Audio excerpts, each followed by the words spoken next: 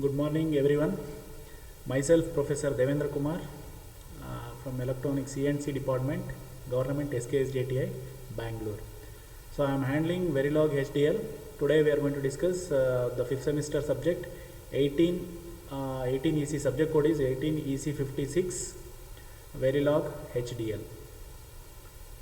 So today we are going to discuss the typical HDL flow, hardware description language flow. So here there is a flow chart.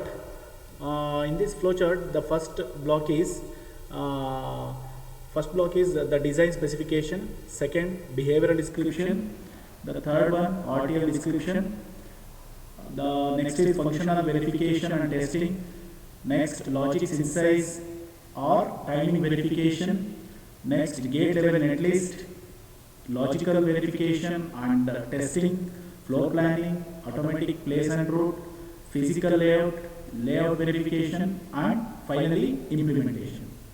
So this is what the typical design flow HDL for designing VLSI IC circuit, means integrated circuits. So in the design specification, so why need this flow chart?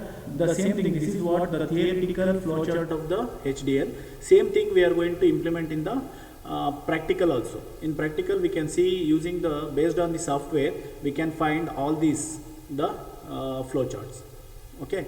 So the first block is what? Design specification. So design specification means what?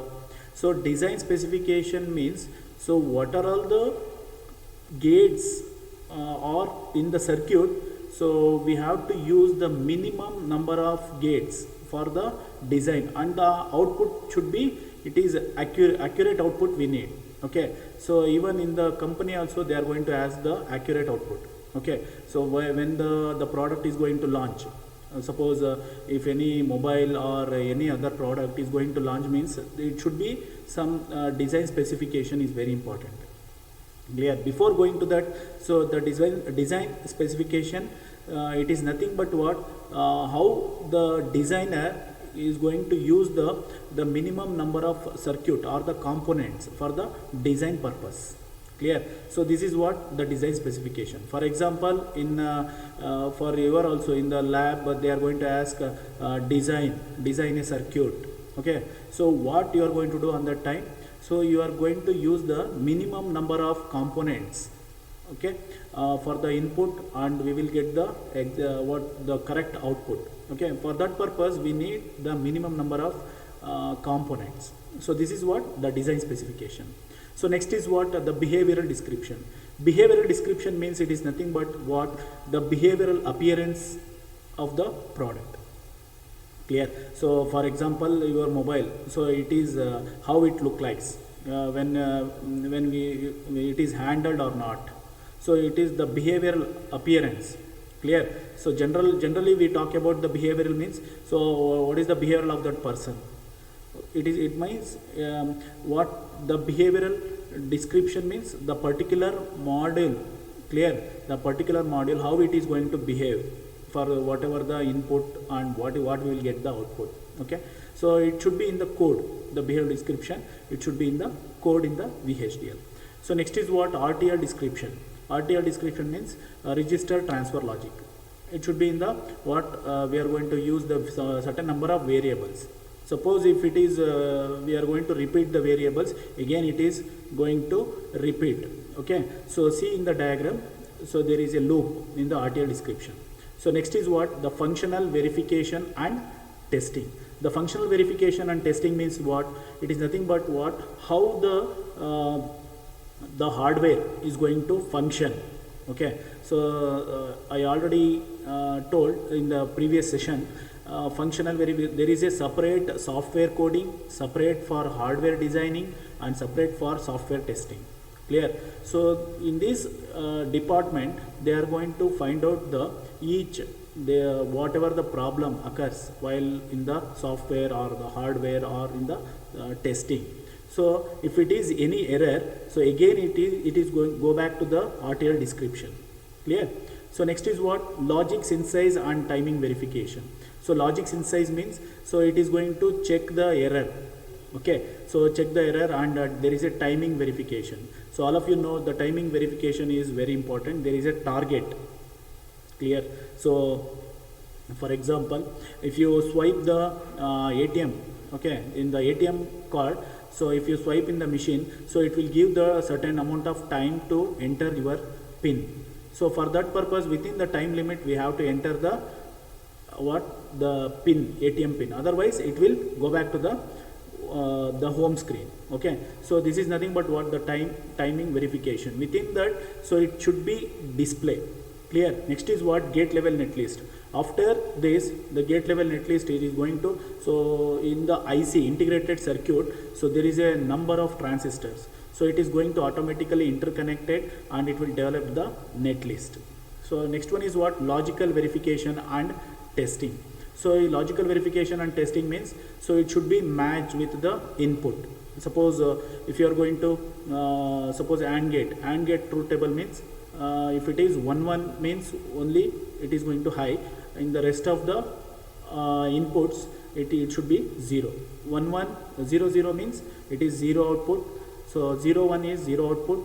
1 0 means 0 output. 1 1 means only it will give the high input. So for that testing, if it is not the proper output, again it will get back to the RTL description, means the variable should be changed. So next is what floor planning, automatic place and routing. So we can see this floor planning and automatic place and route in the software also. In Xilinx software, we can see the floor planning, automatic place and route. So without the hardware, we can find out whether the circuit is going to work or not based on this option, the floor planning, automatic place and route. When it is correct, so after we can dump the code into the hardware. So next is physical layout. So physical layout, everything should be, should be in the proper, means the dimension and whatever the, if you are going to design any product, means the motherboard or in the mobile motherboard, okay. So it should be in the physical layout, everything should be in the optimum size in the layout, okay. Next is layout verification. Layout verification, it should be in the lambda based rule. Clear. So there is a certain amount of dimension between length and width. So it is called what? The lambda based rule. Based on that, we are going to fabricate the layout verification. So finally is what? If it is the layout verification is it is not satisfied, again it will go to the floor planning and again we are going to edit and we can do whatever the correction in the layout verification. And also if it is layout verification, if any problems occur, so again it will go back to the RTL description and again comes back from the beginning, okay. So and final is the implementation. Once the thing is, everything is correct, we are going to implement into the hardware, okay. This is what the typical design flow, HDL flow, means hardware description language for the VLSI IC circuits. So in the most designs begins as a set of requirements or a high level architectural diagram. The second one, design can be described at very abstract levels without predefining the fabrication technology. So fabrication technology means we are not supposed to we are not supposed to fabricate the IC without knowing the dimension and the components, whatever the transistor inside the IC. We have to prepare. So then only we can fabricate the ICs. The functional verification of the design can be done early in the design cycle. So next is the designers can optimize and modify the RTL description until it meets to the desired functionality. So once for any designer is going to write a code or VHDL or Verilog, so first he is going to concentrate on the optimize. Clear. So optimize means the previously all of you know the computer was what in the big size. Okay, nowadays we are going to use in the laptop, right? So laptop and also the configuration is very important. So previously the 1 GB RAM, 256 MB RAM. Okay, nowadays we are going to use 8 GB RAM. Okay, 16 GB RAM. So this is how it is going to happen. So because of the optimizing the code and everything, okay, so based on that the technology is going to improve. So based on that we are going to write the code based on the specifications, right? So with the rapidly increasing complexities of digital circuits and increasingly sophisticated EDA tools, HDL are now the dominant method for large digital designs. Clear? So HDL is very user friendly language, and we can write any type of code for any hardware, right? So that's why the programmer or the designer is going to choose the HDL. So these tools combine the powerful concepts from the HDL and object-oriented languages such as C++. Okay, same the logic is for the HDL for the C program. So all of you know the C program, right? So C program, the logic is very the same for the HDL and the C program also. Okay, so these tools can be used instead of writing behavioral description in Verilog HDL. So there is a module. So what we call module in the next class, we will discuss what you mean by module. Okay, module means it is a big box. Clear? So inside the box we don't know. So what is the appearance, physical appearance of the box? So we can see there is a input and there is a output. So that's it. So you suppose the best example is speaker. It is a big size of speaker. So what is input? We can connect the wire for the speaker. It is what the input. So what is the output? The audio will come from the speaker is the output. Clear? So what is inside the speaker? So that is the thing is very important. So how the input is coming to the speaker and output, we will get the output. So what is the thing is going to happen inside the speaker? Clear? So that thing we are going to write in the HDL code. Clear? This tool is what it is now, what the behavioral description, the behavioral appearance of the what the speaker. What do you mean by the behavioral appearance or the behavioral description of the speaker? Okay, input and the output. So next is what the behavioral description is manually converted to an RTL description in an HDL.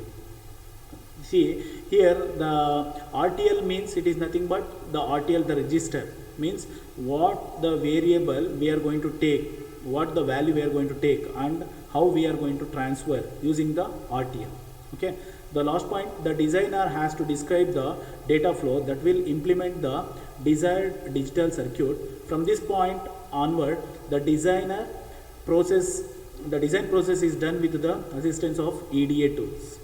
Clear? So designer has to be described the data flow that will implement in the desired digital circuits. Okay, so designer should know so what is going to happen and which variable we are going to use and where we can transmit, means transfer the data from input to the output. Clear? So that is very important. So this ends the typical the design flow of the HDL.